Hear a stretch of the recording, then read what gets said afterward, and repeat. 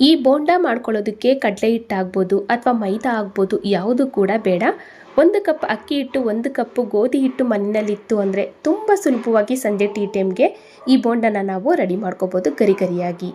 ಶೋಭಾ ಸವಿರುಚಿಗೆ ಸ್ವಾಗತ. ನೀವು ಇನ್ನೂ ನನ್ನ ಚಾನಲ್ನ ಸಬ್ಸ್ಕ್ರೈಬ್ ಮಾಡ್ಕೊಂಡಿಲ್ಲ ಅಂದರೆ ಸಬ್ಸ್ಕ್ರೈಬ್ ಮಾಡ್ಕೊಳ್ಳಿ, ಹಾಗೆ ಬೆಲ್ ಬಟನ್ ಕೂಡ ಕ್ಲಿಕ್ ಮಾಡಿ. ಮೊದಲನೇದಾಗಿ ನಾವು ಬೋಂಡ ರೆಡಿ ಮಾಡ್ಕೊಳ್ಳೋದಕ್ಕೆ ಸ್ವಲ್ಪ ಹಿಟ್ಟನ್ನು ಕಲಸಿಟ್ಕೊಳ್ಳೋಣ. ಹಿಟ್ಟನ್ನು ಕಲಿಸ್ಕೊಳ್ಳೋದಕ್ಕೆ ಒಂದು ಪಾತ್ರೆಗೆ 1 ಕಪ್ ಆಗುವಷ್ಟು ಅಕ್ಕಿ ಹಿಟ್ಟನ್ನು ಸೇರಿಸಿದ್ದೀನಿ. ಅದೇ ಕಪ್ಪಲ್ಲಿ 1 ಕಪ್ ಆಗುವಷ್ಟು ಗೋಧಿ ಹಿಟ್ಟನ್ನು ಕೂಡ ಸೇರಿಸಿದ್ದೀನಿ. ಎರಡನ್ನೂ ಕೂಡ ಸಮ ಪ್ರಮಾಣದಲ್ಲಿ ತಗೊಂಡಿದ್ದೀನಿ. ರುಚಿಗೆ ಉಪ್ಪನ್ನು ಸೇರಿಸೋಣ. ಇವಾಗ ಇದಕ್ಕೆ ಒಂದೇ 1 ಸ್ಪೂನ್ ಆಗುವಷ್ಟು ನಾನು ಅಡುಗೆ ಎಣ್ಣೆನ ಹಾಕ್ತಾ ಇದ್ದೀನಿ. 1 ಸ್ಪೂನ್ ಆಗುವಷ್ಟು ಮಾತ್ರ. 1 ಸ್ಪೂನ್ ಅಡುಗೆ ಎಣ್ಣೆ ಹಾಕಿ ನಾವು ಚೆನ್ನಾಗಿ ಮಿಕ್ಸ್ ಮಾಡ್ಕೊಳ್ಳೋದ್ರಿಂದ ಬೋಂಡ ಒಳಗಡೆ ತುಂಬ ಸಾಫ್ಟಾಗಿ ಬರುತ್ತೆ ಅಂತ ಅಷ್ಟೇ. ಇವಾಗ ನೋಡಿ, ಈ ರೀತಿ ನಾನು ಚೆನ್ನಾಗಿ ಮಿಕ್ಸ್ ಮಾಡಿಕೊಂಡು ಇವಾಗ ನಾವು ಸ್ವಲ್ಪ ನೀರು ಹಾಕ್ಕೊಂಡು ಇದನ್ನು ಒಂದು ಹದವಾಗಿ ನಾವು ಹಿಟ್ಟನ್ನು ಕಲಿಸ್ಕೊಳ್ಳೋಣ.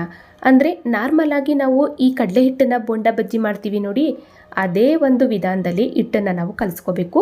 ತುಂಬ ಗಟ್ಟಿಯಾಗೂ ಇರಬಾರ್ದು, ತುಂಬ ತೆಳುವಾಗೂ ಕೂಡ ಇರಬಾರ್ದು. ಒಂದು ಹದವಾಗಿ ಹಿಟ್ಟನ್ನು ಕಲಿಸ್ಕೊಳ್ಳೋಣ. ನೋಡಿ, ಸ್ವಲ್ಪ ನೀರು ಹಾಕ್ಕೊಂಡು ನಾನು ಈ ರೀತಿ ಹಿಟ್ಟನ್ನು ರೆಡಿ ಮಾಡ್ಕೊಂಡಿದ್ದೀನಿ. ಗಟ್ಟಿಯಾಗೂ ಇರಬಾರ್ದು, ತುಂಬ ತೆಳುವಾಗೂ ಕೂಡ ಇರಬಾರ್ದು. ಇವಾಗ ನಾವು ಇದಕ್ಕೆ ಈರುಳ್ಳಿ ಆಗ್ಬೋದು, ಮೆಣಸಿನ್ಕಾಯಿ ಆಗ್ಬೋದು, ಯಾವುದನ್ನು ಕೂಡ ಸೇರಿಸೋದು ಬೇಡ. ಒಂದು 10 ನಿಮಿಷ ನಾವು ಇದನ್ನು ಸೆಟ್ ಆಗೋದಕ್ಕೆ ಬಿಡೋಣ.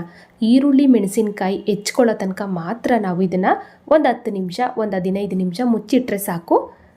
ಇವಾಗ ನೋಡಿ, ಒಂದು 10-15 ನಿಮಿಷ ಆಯಿತು. ಮತ್ತೆ ಕ್ಯಾಪ್ ಓಪನ್ ಮಾಡಿ ತೋರಿಸ್ತಾ ಇದ್ದೀನಿ.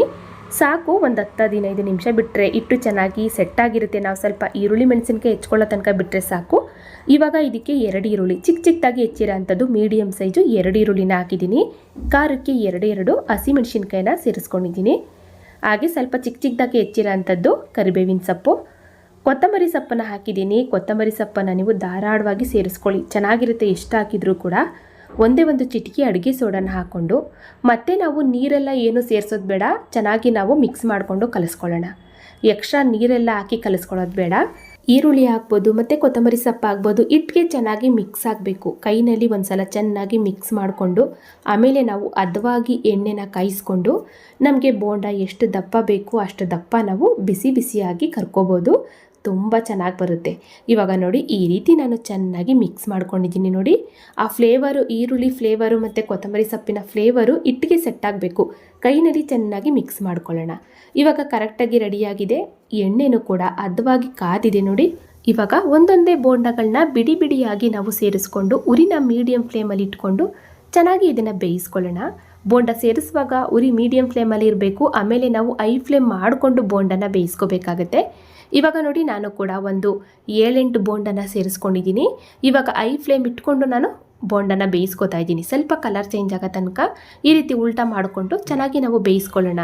ಕೆಲವರು ಕಡಲೆ ಹಿಟ್ಟನ್ನು ಬೋಂಡ ತಿನ್ನೋದಕ್ಕೆ ಇಷ್ಟಪಡಲ್ಲ. ಅಂದರೆ ಕಡಲೆ ಹಿಟ್ಟು ತುಂಬ ಗ್ಯಾಸ್ಟ್ರಿಕ್ ಅಂತ ಹೇಳಿ ಕಡಲೆ ಹಿಟ್ಟು ಆಗ್ಬೋದು, ಕಡಲೆಬೇಳೆ ಆಗ್ಬೋದು, ಯಾವುದನ್ನು ಕೂಡ ಉಪಯೋಗಿಸ್ಕೊಂಡು ಅವರು ಬೋಂಡ ಬಜ್ಜಿ ಮಾಡ್ಕೊಂಡು ತಿನ್ನೋದಕ್ಕೆ ಹಿಂಜರಿತಾರೆ. ಅಂಥವ್ರಿಗೆ ಒಂದೊಳ್ಳೆ ಸೂಪರ್ ಸ್ನ್ಯಾಕ್ಸ್ ಅಂತಲೇ ಹೇಳ್ಬೋದು. ಇದನ್ನು ಬೆಳಗ್ಗೆ ಟೈಮು ನಾವು ಬ್ರೇಕ್ಫಾಸ್ಟ್ಗೂ ಕೂಡ ಮಾಡ್ಕೋಬೋದು, ಚೆನ್ನಾಗಿರುತ್ತೆ. ಜೊತೆಗೆ ಒಂದು ಚಟ್ನಿ ಮಾಡ್ಕೋತು ಅಂದರೆ ಒಂದೊಳ್ಳೆ ಆರೋಗ್ಯಕರವಾದ ಬ್ರೇಕ್ಫಾಸ್ಟ್ ಆಗುತ್ತೆ. ಇವಾಗ ನೋಡಿ, ಅದನ್ನು ತೆಗೆದು ನಾನು ಒಂದು ಪಾತ್ರೆಗೆ ಸೇರಿಸ್ಕೊಂಡು ಉಳಿದ ಹಿಟ್ಟನ್ನು ಕೂಡ ಸೇಮ್ ಒಂದು ವಿಧಾನದಲ್ಲಿ ಬೇಯಿಸಿ ತೆಗೆದು ಬಿಡೋಣ. ಬೋಂಡನ ಬಿಡಿಯಾಗಿ ಹಾಕ್ಕೊಳ್ಳಿ. ನಿಮಗೆ ಎಷ್ಟು ದಪ್ಪ ಬೇಕು ಅಷ್ಟು ದಪ್ಪನಾಗಿ ನೀವು ಸೇರಿಸ್ಕೋಬೋದು. ಉರಿನ ಮೀಡಿಯಂ ಫ್ಲೇಮಲ್ಲಿ ಇಟ್ಕೊಂಡು ಸೇರಿಸೋಣ. ಆಮೇಲೆ ಐ ಫ್ಲೇಮ್ ಇಟ್ಕೊಂಡು ನಾವು ಕಲರ್ ಚೇಂಜ್ ಆಗೋ ತನಕ ಬೋಂಡನ ಬೇಯಿಸ್ಕೊಳ್ಳೋಣ. ನೋಡಿ, ಇದು ಕೂಡ ರೆಡಿ ಆಯಿತು. ತೆಗೆದು ನಾವು ಒಂದು ಪಾತ್ರೆಗೆ ಸೇರಿಸ್ಕೊಳ್ಳೋಣ. ತುಂಬ ಸುಲಭವಾಗಿ ತುಂಬ ಕಡಿಮೆ ಸಮಯದಲ್ಲಿ ಮಾಡ್ಕೋಬೋದು. ಸಂಜೆ ಟೀ ಟೈಮ್ಗಂತೂ ಒಂದೊಳ್ಳೆ ಸ್ನ್ಯಾಕ್ಸ್ ಅಂತಲೇ ಹೇಳ್ಬೋದು. ಸಂಜೆ ಟೀ ಟೈಮ್ಗಾಗ್ಬೋದು ಅಥವಾ ಬೆಳಗಿನ ಬ್ರೇಕ್ಫಾಸ್ಟ್ಗೂ ಕೂಡ ಇದನ್ನು ರೆಡಿ ಮಾಡ್ಕೋಬೋದು. ಇದ್ರ ಜೊತೆಗೆ ಒಂದು ಚಟ್ನಿ ಮಾಡ್ಕೋತು ಅಂದರೆ ಸೂಪರ್ ಬ್ರೇಕ್ಫಾಸ್ಟ್ ಆಗುತ್ತೆ. ಇದನ್ನು ನಾವು ಅಕ್ಕಿ ಹಿಟ್ಟು ಮತ್ತು ಗೋಧಿ ಹಿಟ್ಟನ್ನು ಉಪಯೋಗಿಸಿ ಮಾಡಿರೋದು ಅಂತ ಗೊತ್ತೇ ಆಗಲ್ಲ, ಅಷ್ಟು ಚೆನ್ನಾಗಿರುತ್ತೆ. ಖಂಡಿತ ನೀವು ಟ್ರೈ ಮಾಡಿ. ಇವತ್ತಿನ ಈ ರೆಸಿಪಿ ನಿಮಗೆಲ್ಲ ಇಷ್ಟ ಆಯಿತು ಅನ್ಕೋತೀನಿ. ಇಷ್ಟ ಆದರೆ ಶೋಭಾ ಸವಿರುಚಿ ಈ ಚಾನಲ್ನ ಸಬ್ಸ್ಕ್ರೈಬ್ ಮಾಡ್ಕೊಳ್ಳಿ, ಹಾಗೆ ಬೆಲ್ ಬಟನ್ನು ಕೂಡ ಕ್ಲಿಕ್ ಮಾಡಿ. Thank you friends.